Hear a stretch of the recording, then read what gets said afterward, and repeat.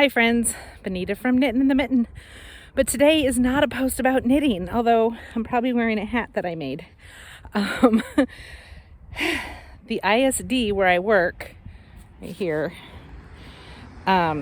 posted or sent an email out that they were giving away stones and cinder blocks and stuff. So we went and got some because my dad needed some for around his shed.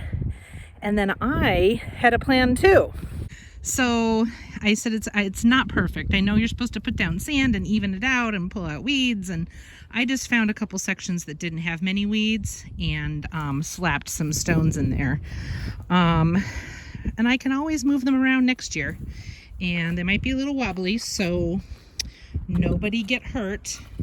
But hopefully they're heavy enough to try to keep some weeds out, at least for a while. And right there was a little root thing that I just don't want to deal with right now. So I know it's not beautiful, but maybe it'll be functional. Hi friends. It's almost Christmas, and every Christmas for my entire life I have gone to Canada to visit my Canadian relatives. And this year we can't do that because of the pandemic and because the border is closed and it is very difficult to get across right now. And so even if we could, there's still a pandemic. So anyway, our Christmas traditions, as for many of you, circle around food a lot of times. And my Aunt Gladys makes nuts and bolts, which is a snacky thing.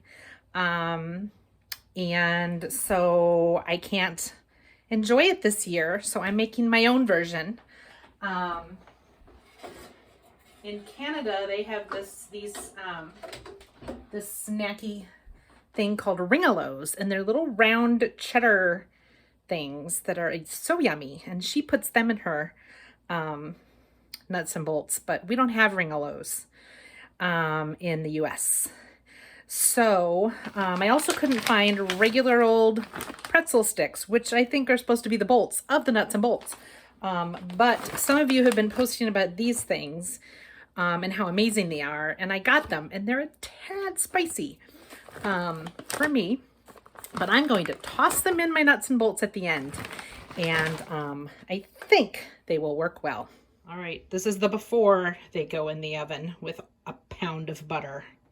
So making nuts and bolts is way more of a mystery than I thought it was, because the recipe calls for, you know, a box of this, a box of that. So a box of Cheerios, is that an 8.9 ounce box or a 12 ounce box? A box of Shreddies, what are those? I don't think we call them Shreddies. I thought maybe they're like wheat checks. A box of Crispix, again, what size box? A bag of peanuts, a tiny bag, a big bag. I had a bag in my freezer, I just tossed them all in. A box of cheese bits. I don't know what those are either, but I put Cheez-Its in there. A box of Bugles.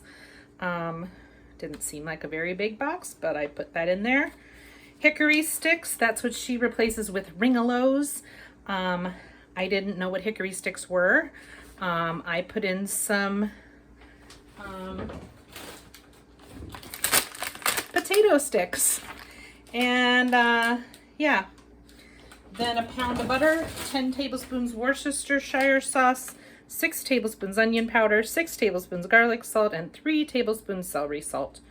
And yeah, so I don't know if I had enough or too much, or, you know, it probably doesn't matter. I bought a giant roasting pan, an aluminum one, to make it in because I didn't have anything that was going to be big enough. And then it seemed really kind of overflowing, so I took some of it and put it in a little smaller roasting pan. So I hope I'm doing my Aunt Gladys proud.